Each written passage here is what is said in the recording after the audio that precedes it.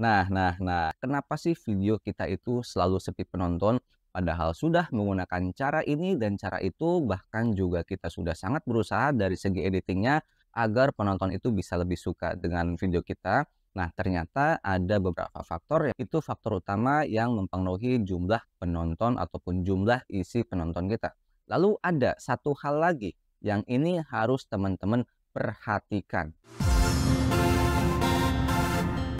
Assalamualaikum warahmatullahi wabarakatuh. Baik lagi bersama Bang Metrik. Seperti biasa di awal-awal video, doa yang berulang-ulang ya pasti itu ijabah. Buat kalian masuk video ini, yang subscribe dan yang like serta berkomentar, saya doakan semoga sehat selalu, sukses dan berkah. Amin.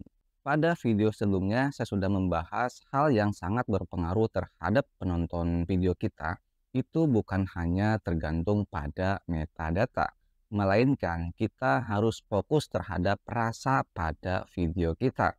Nah, mungkin ada yang belum menonton apa itu rasa pada video, kalian bisa lihat pada video yang ini ya. Selain kita harus fokus terhadap rasa video kita, ternyata kita pun harus fokus terhadap bahan konten pada video kita. Logikanya seperti ini. Ketika kita mungkin membuatkan sayur sop ya, dari segi rasa kuahnya mungkin sudah sangat enak ya, akan tetapi mungkin bahannya bisa dikatakan layu. Nah, sama aja itu pasti rasanya akan gimana gitu ya. Sama seperti halnya di YouTube juga ya, bahwasanya ada beberapa faktor eksternal yang itu bisa mempengaruhi jumlah penonton kita, yang mungkin teman-teman sudah sangat berusaha keras, yang bahwasanya pastinya video yang kita buat itu adalah bisa sangat berkualitas dari segi penyampaiannya, editing, ataupun dari audionya itu sudah sangat bagus. Akan tetapi kenapa sih jumlah pada video kita itu penontonnya masih sedikit-sedikit aja? Nah, ternyata ada beberapa faktor hal yang lainnya yang itu mempengaruhi jumlah penonton kita. Nah, disinilah yang akan saya bongkar semuanya. Hal faktor apa saja itu yang bisa mempengaruhi jumlah pada penonton video kita.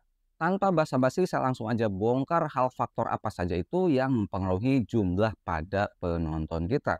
Sebetulnya, ketika kita membuatkan konten seperti yang sudah saya katakan sebelumnya, bahwasanya ketika kita membuatkan konten itu kita harus suruh putelah saeutik kitunya ieu aduh kopi hideung kieu aduh meuni aduh hai nikmatna ieu jigana aduh kita suruh putelah saeutiknya biar otakna ieu encer gitu ya ngabahasna saeutik lah suruput mah nya. Bismillahirrahmanirrahim. Mantul. Mungkin pastinya banyak sekali yang merasakan videonya itu sepi, padahal sudah menggunakan cara ini dan cara itu. Bahkan juga sudah sangat berusaha dari segi editingnya agar video kita itu disuka oleh para penonton. Akan tetapi kenapa sih jumlah penontonnya itu selalu sedikit? Nah, sebetulnya ada beberapa faktor hal lain yang itu harus kita perhatikan selain dari segi editing ataupun dari segi metadata juga ya. Nah, itu ada dikatakan oleh bantuan YouTube-nya. Nah, ini ada kata bantuan YouTube lagi ya. Nggak apa-apa lah. Ini mungkin menjadi pembuktian bahwasanya ketika saya membuatkan konten itu sebelumnya saya mencari sumber terlebih dahulu. Yang pastinya sumber ini valid ya, yang saya itu nggak asal bicara saja. Tapi sumber ini emang valid yang langsung dari YouTube-nya, yaitu dari bantuan YouTube. Sebagai pedoman-pedoman bagi para YouTuber pemula. Oke, saya langsung saja buka dari bantuan YouTube-nya, yaitu ada faktor eksternal apa yang mempengaruhi jumlah pengguna yang melihat video Anda. Nah, di sini YouTube mengatakan ada 3 faktor utama. Yang pertama itu adalah minat topik. Saya bacakan dulu ya, di sini ada keterangannya. Minat topik adalah jumlah orang di seluruh dunia yang tertarik dan menonton video tentang topik tertentu. Beberapa topik memiliki daya tarik yang lebih luas daripada yang lain, dan daya tarik tersebut dapat berubah seiring berjalannya waktu. Nah, ketika video kita itu sepi, yang pertama kali kita cek itu adalah minat topik. Kenapa video kita sepi penonton? Kita tanya pada videonya, apakah video tersebut itu sedang trending? Apakah video tersebut pada hari itu sedang disuka oleh para penonton? Apakah topik pada isi video tersebut itu sedang dibutuhkan penonton ataupun tidak? Nah, itulah yang harus pertama kali kita cek, itu adalah topik isi video kita atau bahasanya ide konten gitu ya. Lalu, misal nih, kita sudah sangat pas menentukan minat topik ataupun ide pada konten isi video kita, mungkin idenya ataupun temanya itu sedang viral nih ya. Akan tetapi, kenapa sih kok masih sepi? Nah, yang lanjut harus kita perhatikan itu adalah dari segi persaingannya. Yang pastinya teman-teman membuatkan video tersebut, itu pasti sudah banyak yang membuat. Nah, dari sini gimana caranya kita harus bisa bersaing? Yang dimana ini dikatakan juga oleh YouTube termasuk dari faktor yang kedua, yaitu adalah kompetisi. Nah, di sini ya, yaitu adalah sistem YouTube memberi peringkat pada video dari semua channel yang mungkin ditonton oleh penonton. Meskipun metrik pada video Anda baik, waduh metrik ya disebut ya, bukan bank metrik ya, tapi ini adalah ukuran atau analisis gitu ya. Meskipun analisis pada video Anda baik, tayangannya mungkin lebih sedikit jika video dari channel lain performanya lebih baik. Nah, jika saya maknakan dari faktor yang kedua ini, itu adalah nilai retensi pada video kita. Jika minat pada isi video kita itu sudah banyak disuka oleh para penonton, belum tentu penonton itu bisa berlama-lama menonton di video kita. Nah, yang harus kita perhatikan dari segi hal ini itu adalah dari segi syutingnya ataupun produksi videonya. Apakah bikin membosankan orang lain? Apakah video kita bisa bersaing dengan video orang lain?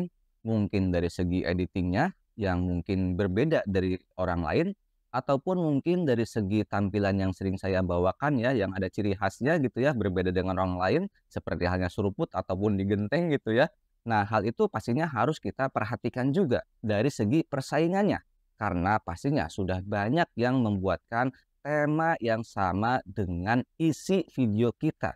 Tapi di sana kita harus bisa bersaing agar penonton itu bisa suka lebih kepada kita.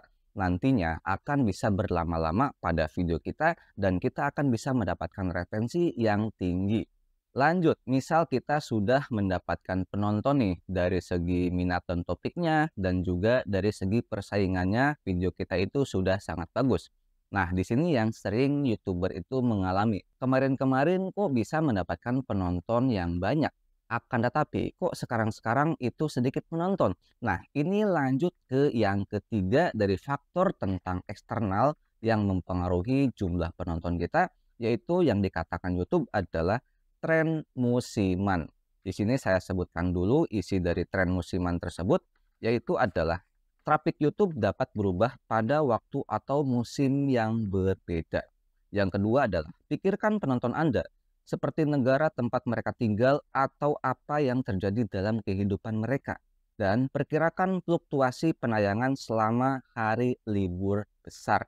Nah, tentang tren musiman ini ternyata bukan hanya di dunia nyata kita ya yang ada musim kemarau, ada juga musim hujan. Ternyata di YouTube juga ada yang namanya musim yang itu bisa mempengaruhi jumlah penonton pada video kita. Nah, terjawab sudah ya, kenapa sih video kita itu selalu sepi penonton? Padahal sudah menggunakan cara ini dan cara itu, bahkan juga kita sudah sangat berusaha dari segi editingnya agar penonton itu bisa lebih suka dengan video kita. Nah, ternyata ada beberapa faktor yang dari YouTube-nya itu faktor utama yang mempengaruhi jumlah penonton ataupun jumlah isi penonton kita. Lalu ada satu hal lagi yang ini harus teman-teman perhatikan, yaitu adalah doa. Jika kita sudah banyak berusaha akan tetapi tidak dibarengi dengan doa, itu sama saja dengan sombong. Begitu juga sebaliknya, jika hanya doa saja tanpa usaha, itu adalah bohong. Kita sebagai manusia nggak akan tahu rezeki kita itu seperti apa. Yang harus kita tahu itu adalah duit, doa, usaha, ikhtiar, dan tawakal. Dari hal itu pastinya setiap usaha tidak akan mengkhianati hasil. Untuk yang terakhir mungkin di sini teman-teman masih ada yang ragu tentang membuatkan konten, apakah video kita itu akan lolos monetisasi ataupun tidak nantinya ya. Nah, di sini saya sudah membuatkan sebuah aplikasi yang dimana ini bisa mengecek konten teman-teman apakah nantinya bisa lolos ataupun ditolak. Nah, hal itu sudah saya bahas, kalian lihat saja pada video ini ya. Silakan klik saja langsung di sana. Terima kasih, semoga hal ini bisa bermanfaat buat teman-teman. Sampai jumpa di konten-konten selanjutnya dan salam sukses buat kita bersama.